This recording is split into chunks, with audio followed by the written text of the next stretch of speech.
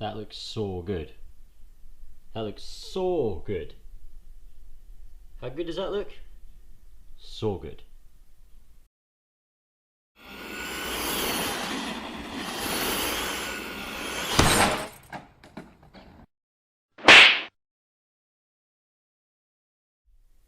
Look at it. Look at it. I'm back again. Hello. And the old Yokomo MR-4 TC Custom is basically done now. I'm so pleased with it. I mean, yes, you probably think I'm being a little bit over the top, but I mean, come on, look at it. This is a 20-year-old RC car. 20-year-old. And it's not been sitting in a box for 20 years or on a shelf.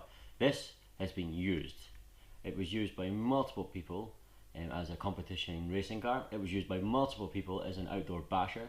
It was used by multiple people as the club car in my own little indoor racing club. And it was used by my girlfriend to headbutt a wall. So it's not had an easy life. And look at it now. I mean, I'm so pleased with it. Never mind, you know, as good as news. As good as news? As good as new. This is better than ever. I'm so chuffed with it. I mean, it's not perfect. Of course, it's not perfect. Some of these components are still original, but come on, look at it. Now, since last time, I will show you up close. Since last time, yes, you will have noticed the wheels and tyres, but I'll get to that. I have spent my time with the screws, etc. If you may remember that the screws were not matching left to right. They were all higgledy-piggledy, they're all random. So now, as far as possible, they're all the same left to right. They're all the same size, they're all the same type, because they had some were cross heads, some were Allen key heads, hex heads, some were flathead screwdriver screws. One of these 4 was wrong, for example. Yeah, I just spent a little while neatening the whole thing up. Now, there is one here. You can see this one is silver, just in there at the top of the hub, and this one is black. The reason being is this is one of the 3 that are still the original parts. See, they're all original. They were brand new when the car was on. I only had the 3. I don't have another one. I had no choice but to use that one. Which is the same size but not exactly the same screw. The rest are absolutely even left to right. The bumper itself is back on, as you can see. You may remember the posts were not only too short, but they were also not the same left to right. Well, I found one that was the same as one that was on the car, if that makes sense. So I found one that matched one of the 2 posts. Now, it was still too short, but I did find these post extenders. It's almost like putting a hat on your post. So posts are now longer. I hope they're long enough. They might not be. We'll have to try it. I'm still to do the shocks. I'm still to do the camber setup, and that's what we're going to do in today's video, basically. But before I do, let me just explain the wheels. Now, I know that some people don't like these sort of flat dish style wheels, especially since I'm going to put on the Tamiya the Ferrari shell. Some people might think, well, look, it's all stylish and everything. Why are you putting on these rather hideous white flat wheels?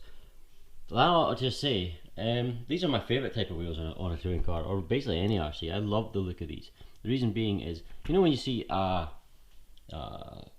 multi-spoke wheels or Y-spoke wheels on a real car, they scream motorsport. Because any real racing car, I don't mean they sound like a Formula 1 car, something poncy like that, but a real racing car, like a touring car or a GT car or something from what was previously known as V8 supercars, they all have these multi-spokes or Y-spoke wheels because it just screams motorsport. Well, when these, in the RC world, these are the ones that scream motorsport because they're the most aerodynamic, and when you're doing a scale speed of 400 miles an hour or more, aerodynamics really matter. They keep all the crap and dust and crud out of your wheel hubs, and frankly, real cars would be using this design if it wasn't for the fact that they had brake discs behind them that would get too hot because you need airflow.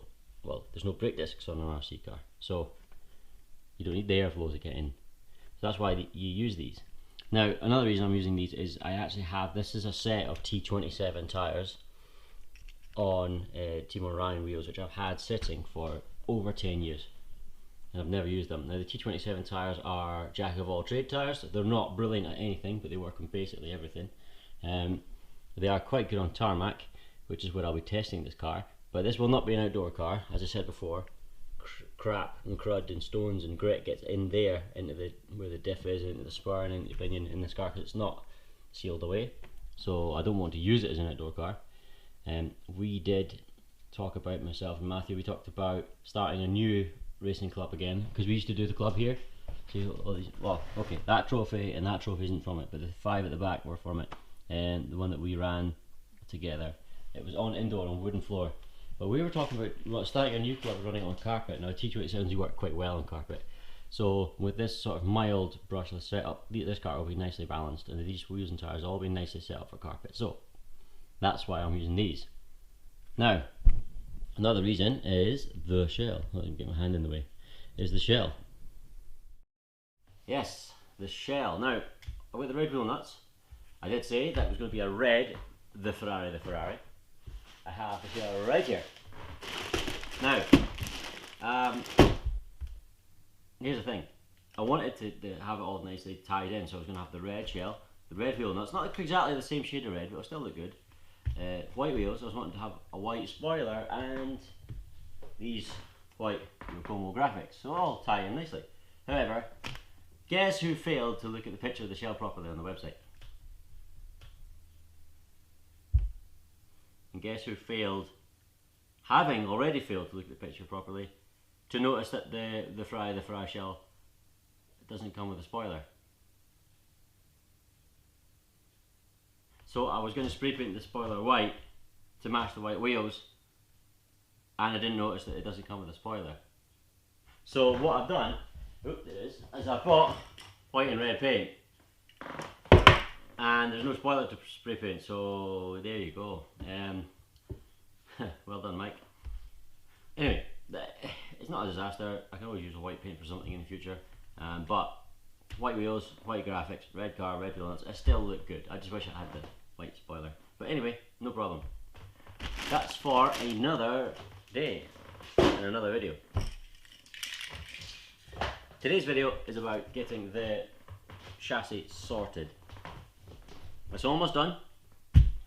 I've set up the toe in. For those of you who don't know, toe in, hair on the car.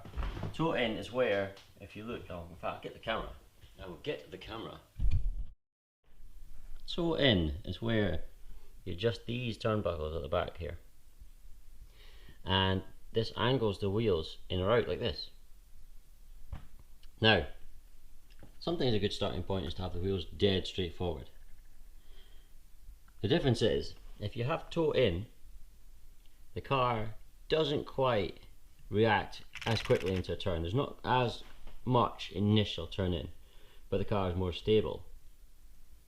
If you have toe out, and some people do run slightly toe out, I used to run a little bit toe out on carpet sometimes, with my lossy. You have a much quicker initial turn in, but the car is a bit twitchy, but more difficult to drive. I think most people will either start with straight or ever so slightly toe in, maybe 1 degree toe in. So you've got a nice compliant car. And I think that works. So that's what I've gone for. The back, the toe in, is actually dictated by what suspension arms and what hubs and everything you've got on the car at the time. And also, you have the blocks at the back here. The camera's not there, you go. The blocks at the back here can be changed out. But the point is, I can't adjust the toe out on this car because I don't have any additional parts. There is no turnbuckle for toe out at the back on this car, toe in or toe out. So, what I need to do is then set the cambers. Before I set the cambers, you may hear this. I wonder which wheels are the worst. No, that one's not too bad. This one? Hear that? That one's not too bad. Basically, what you're hearing is, especially in this one, there's air in the shock oil. Shock oil hasn't been changed for, oh goodness knows how long. It doesn't feel particularly positive anymore. It's underdamped. So I'm going to service the shock absorbers. I'm going to take them off the car, I'm going to take them apart, clean them up, put new shock oil in them. So, that's today's video. The first thing I need to do is take the shocks off. Right then, shocks all off the car, waiting to be cleaned up. Look at the state of them, they are filthy.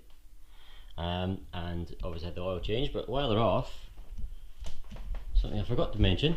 Another thing I did off camera since last time was, if you might remember, it's got the blue alloy anodized drive shafts at the back, and I had one at the front and one black steel one. Now it's got two black steel ones, and that's not for aesthetics.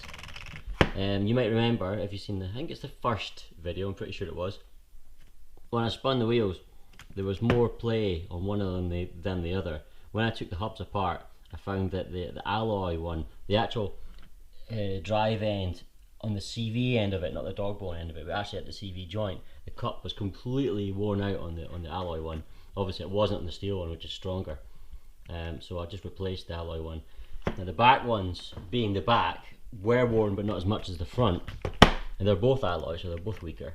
So what I've done is I've actually swapped them left to right, because if you imagine the wheels are turning in one way, the motor and the drivetrain is turning in one way, so in that direction it's always worn. But in reverse, I mean, how often does a car stay in reverse, and how often, and how much power rather would they go through in reverse? Not very much.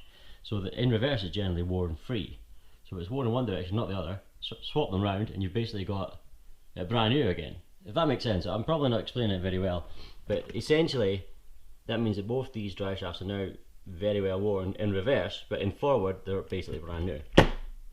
So there you are. Very poor explanation. My phone just went off. Nice. I did mention that the camera wasn't really showing up how dirty these shocks are.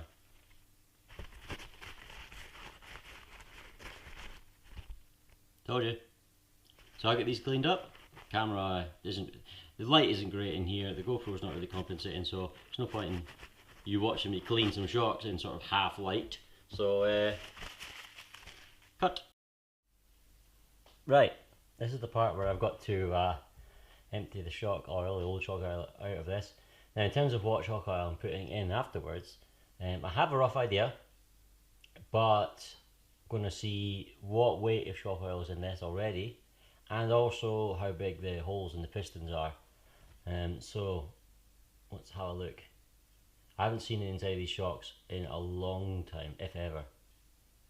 And this one is completely dry. So I'm not going to learn anything about shock oil from this one. Yeah, this one's completely dry. The rubber seal is still intact. It obviously just wasn't screwed on well enough. So I'm not going to learn anything from this particular shock. Now it's amazing actually how well this car handled, considering, because okay, this shock was empty. I'm not saying the rest are, but even one shock with no oil in it can throw a car off. Also, there was an awful lot of, because all these screws and etc were in it were sort of not matching, and everything hadn't been put together with much care. You could tell there was an awful lot of things like slop in the suspension and slop in the steering components and the rest of it, and movement and things, and I've sort of eliminated that as best I can. So the car will be a lot more stable, a lot more consistent, and it'll be better if I can get the setup right, which I believe I mean the Yokomo's been very, very good for being very, very forgiving over the years. So I've got no doubt I can improve upon it. Now, looking at this, the piston has two holes in it, relatively big size. I'm thinking around about 45 to 50 weight, because of how strong the springs are. They're very stiff springs. Yokomo's, I've said it before, and I was told this by a racer who I met years ago, who was much better than I am. He said that's what you do with a Yokomo, you stiffen it up and let the tyres do the work. And it always seemed to work. So that's exactly what I'm going to go for again. If it ain't broke, don't fix it, as they say. So this shock, if I can get the rubber seal, the second of the two rubber seals back on it, come on. There we go. Now there isn't a seal at the top of the cap there, which there usually is. I wonder if that's why it's gone dry. I'll need to see what the other ones I've got inside them. So that was one of the two front shocks. Which isn't a great start, really, is it? So here's the second one. This one is this one's much more solid. So let me just use some leverage. That one's too big.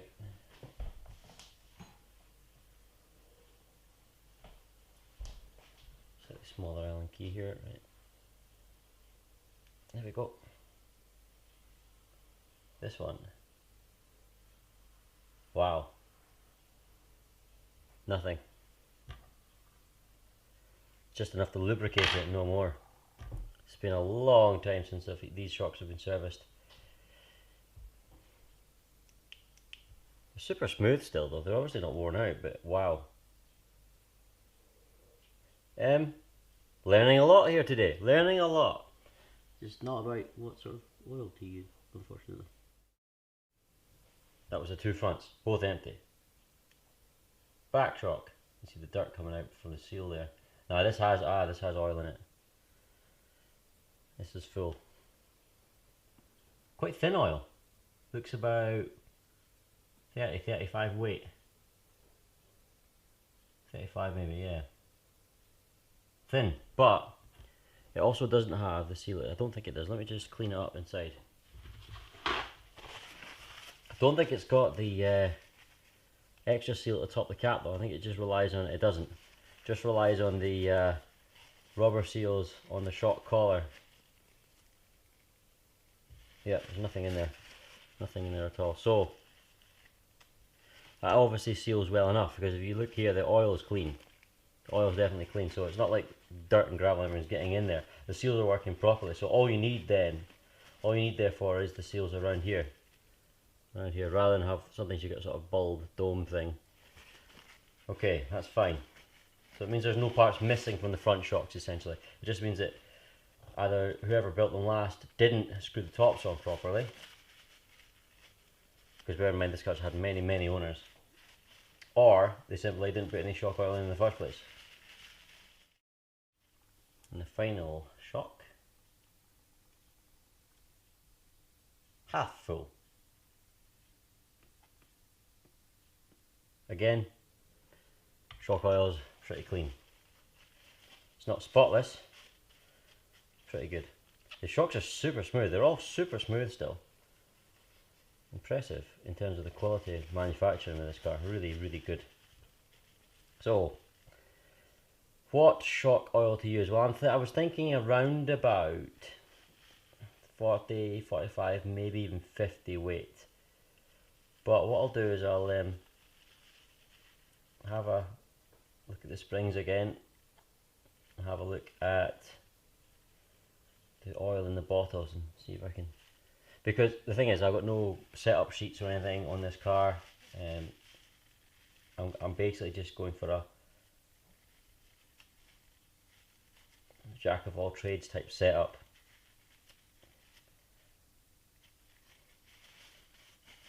So I know the car will work. The car will work brilliantly. It was handling brilliantly with 1.5 shock absorbers full of oil only, and you know, lots of slop in the steering, lots of mismatched left to right bits. So right, time to choose the oil. TLR 45 weight, that's what I'm going to go for. The springs are, here's the greens at the front, yellows at the back. They're both very stiff. I'm running just 25 weight in my lossy, but I'm thinking this car just requires much stiffer. You know, obviously stiffer springs require more damping.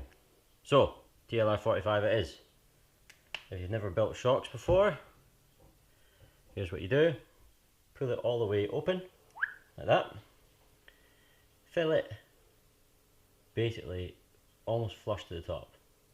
Pretty much flush to the top.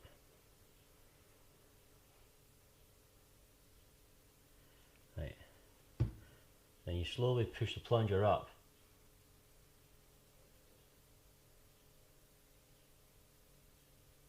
Okay, that's it fully compressed. And then pull it down again, and as you pull it down it forces any air bubbles out at the top. So that's now the true level. Any air bubble trapped under the piston has been pushed out the top. So you then top it up again. Do it one more time. See, ensures lovely smooth shocks. Do we have any air bubbles? Just a couple. Yeah, a couple more.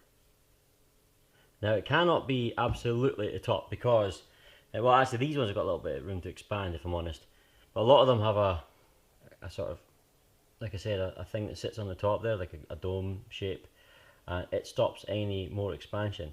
And the shocks have to have expansion. There has to be room to move because liquid can't be compressed.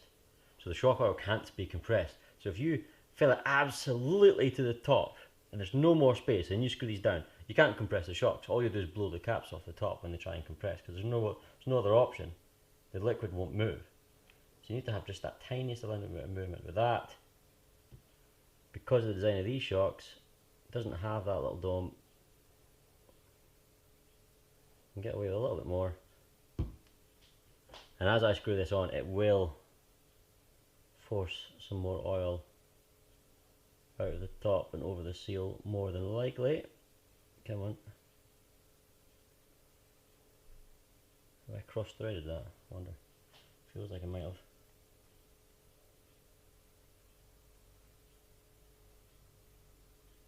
Come on. Here we are.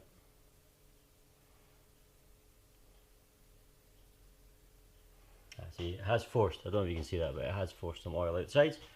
Clean that off the sides there, because any oil outside a car, not only does it look a bit naff, but it's a dirt magnet. Anybody who has ever done any RC will know that. Or even any engineering. If you have any oil or any grease or anything, it's a dirt magnet. It's supposed to lubricate it, it just makes it even worse. Okay, update. Still on the first shock. After several attempts to seal this, it keeps leaking. Now, I noticed there's two rubber seals on this shock absorber. There's one that's on the thread there, you probably can't see it, it's a wee black, and there's another one here.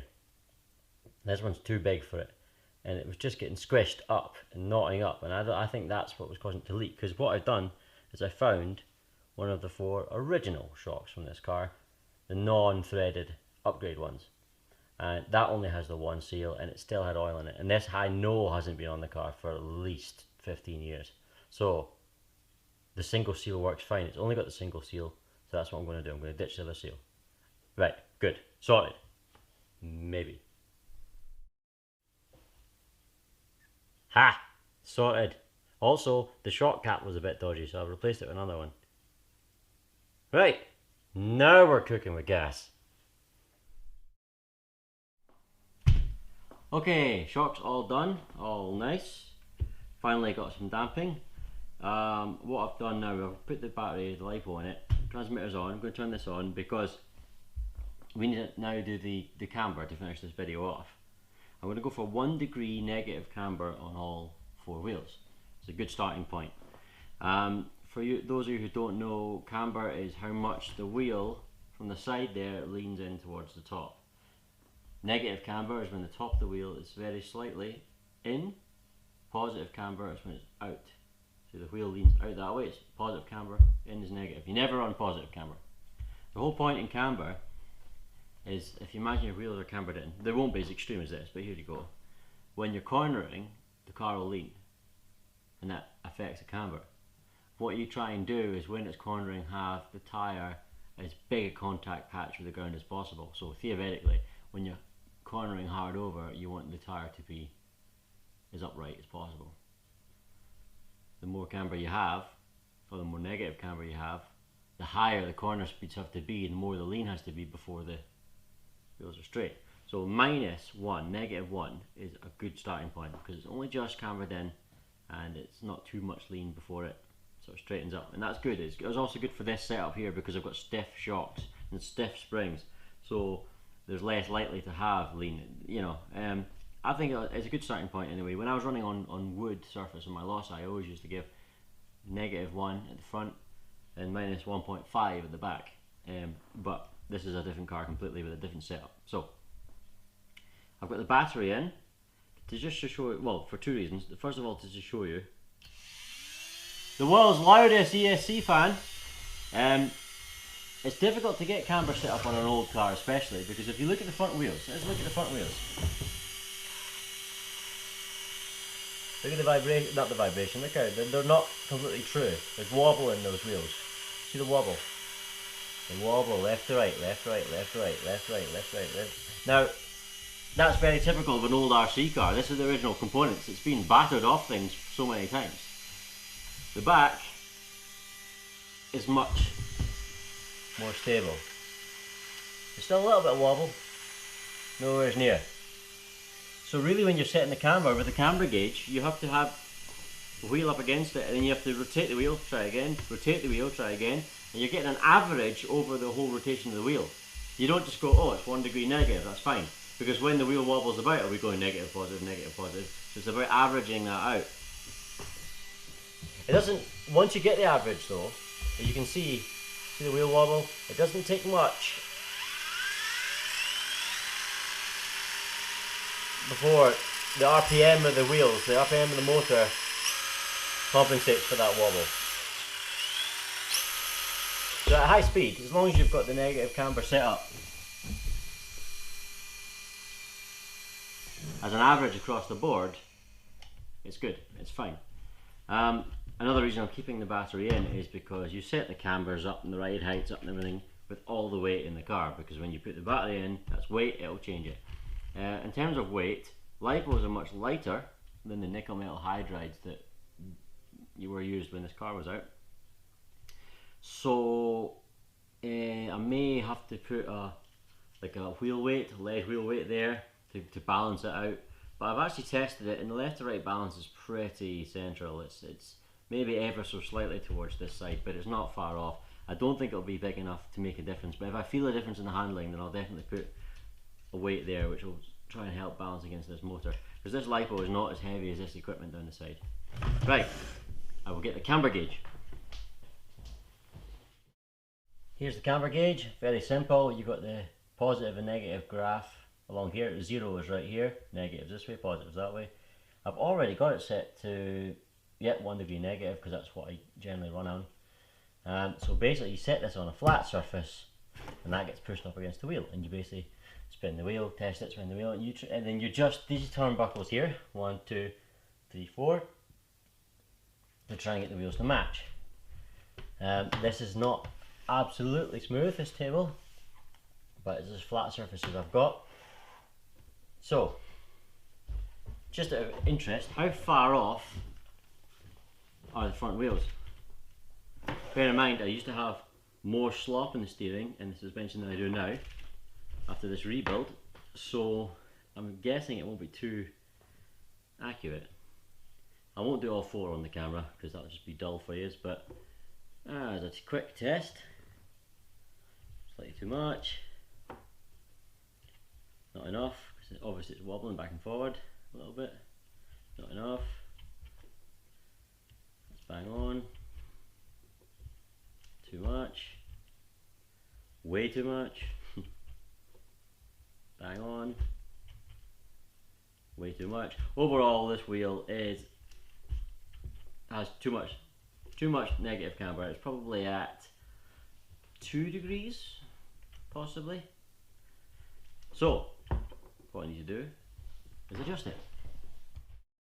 I've got 2 turnbuckle wrenches here. This is for the Lossy, this is for a Tamiya. I believe the Tamiya one's the correct one for this car as well, for fitment. It is, okay. Yeah, use that one there. So, because it's 2 cambered in, that means this turnbuckle here is too short, so I need to extend it out a little bit. Which way to extend it?